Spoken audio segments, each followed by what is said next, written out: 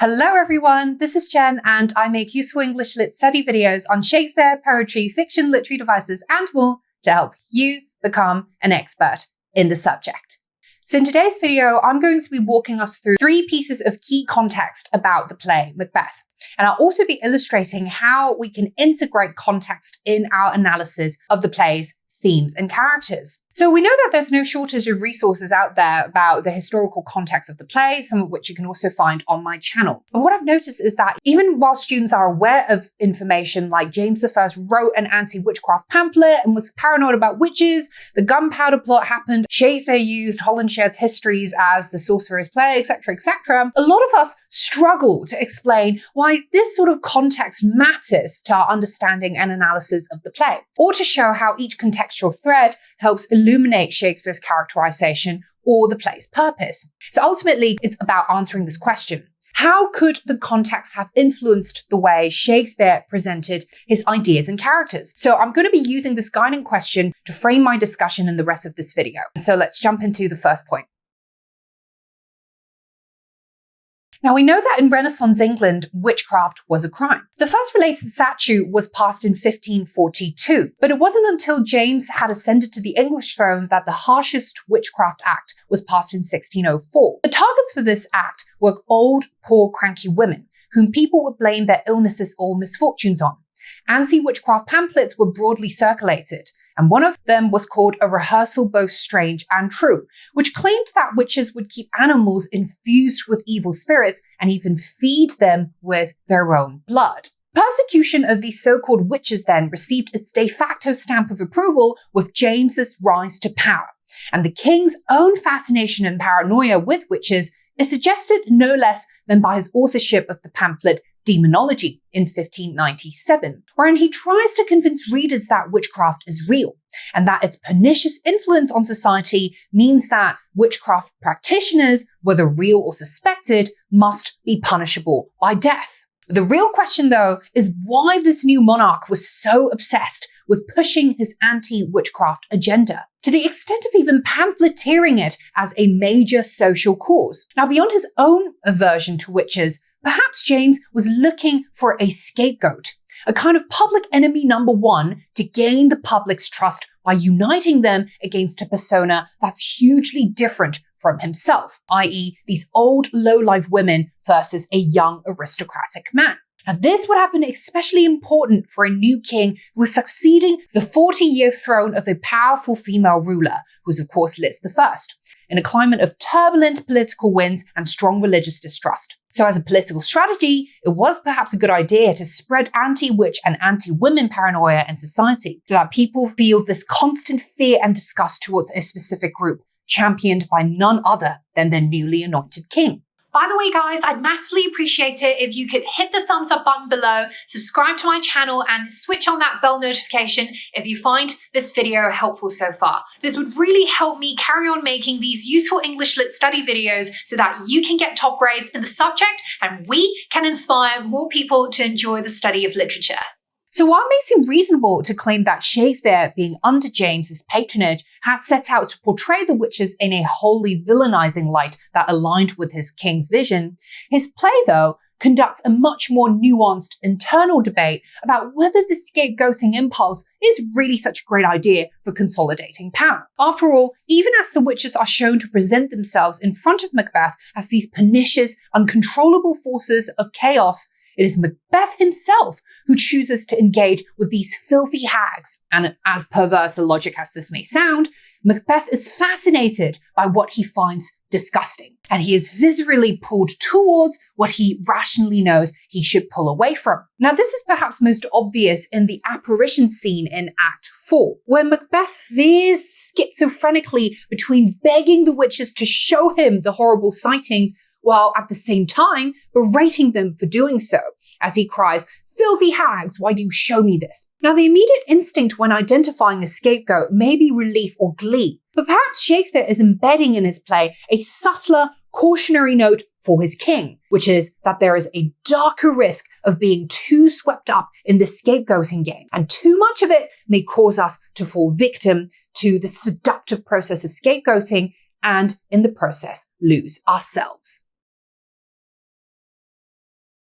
The 1605 Gunpowder plot was a failed coup against James, instigated by a group of Catholic insurgents who felt that for too long, the English Catholics had suffered persecution at the hands of a Protestant monarch. Now, a common interpretation we tend to hear about the relationship between the Gunpowder plot and Macbeth is that the play was intended to be a warning against any potential usurpers, with the idea being that punishment in the form of psychological suffering and eventual death will catch on, even if momentary power is gained from a successful regicide. So, don't think that just because Guy Fawkes and his rebellious ilk failed to topple the Jacobean throne, the next usurper who comes along and succeeds in killing James, God forbid, will end up with a rosy future.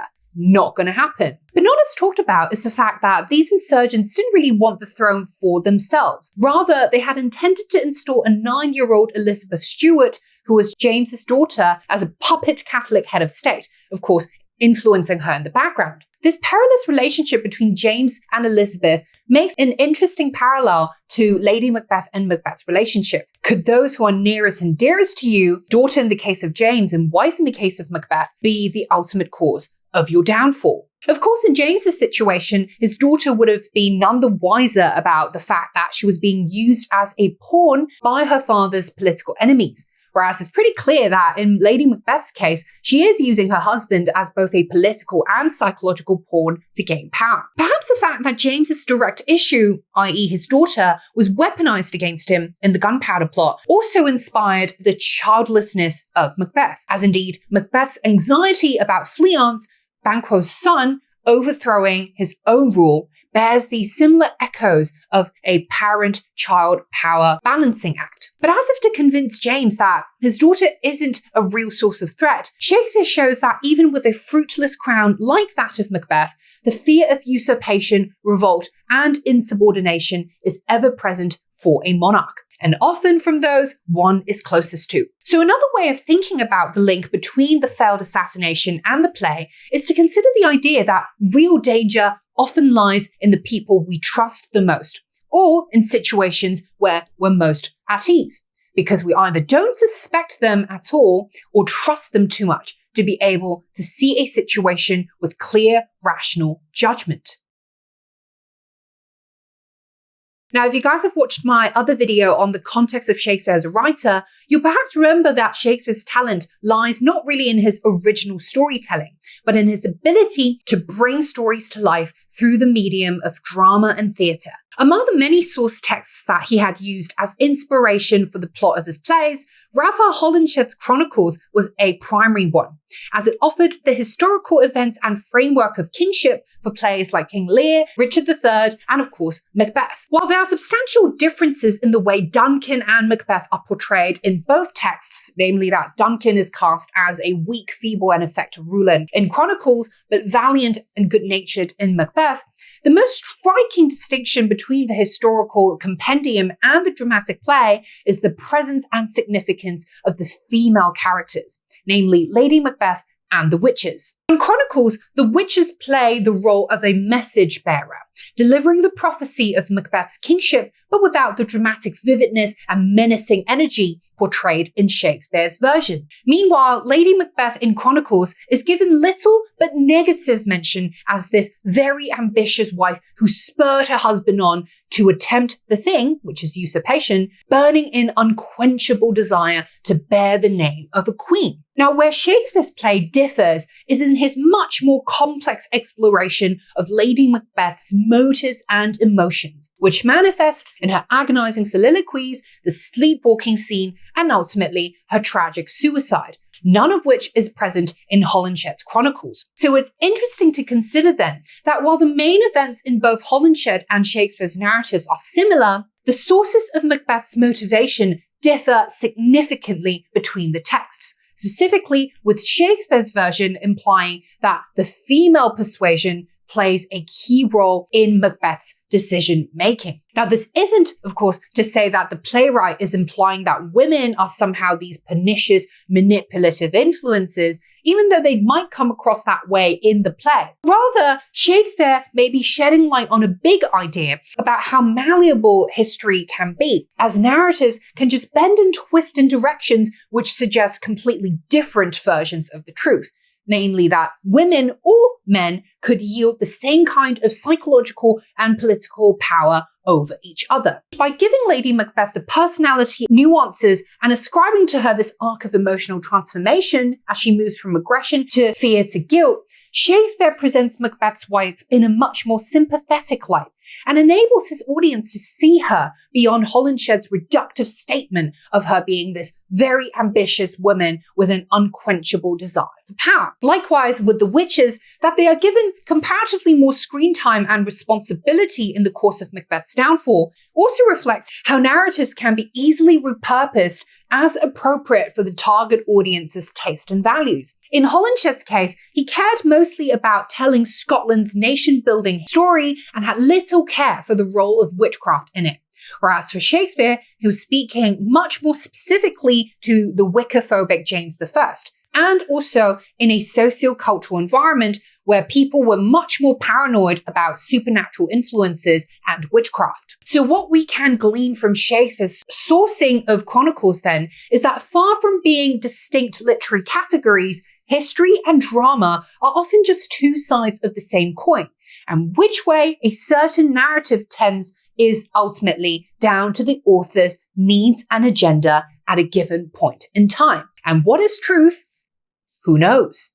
And that's it for this video, guys. I hope this was helpful in showing you how you can link contextual knowledge to textual analysis, and that I've explained how historical context is often reflected and repurposed in the literary text. It's never enough to just know the factual details about the background of a play or text. We need to be able to explain how the context reinforces bigger themes in literature. Check out my extensive Macbeth playlist for my other top grade analysis videos on the play. And as always, please hit the thumbs up button below so that you can encourage me to keep making these useful English Lit study videos for passionate lit learners like yourself all around the world. Make sure to subscribe if you haven't already so that you don't miss out on any of my weekly study videos going forward. Thank you for watching, and I will see you in the next one.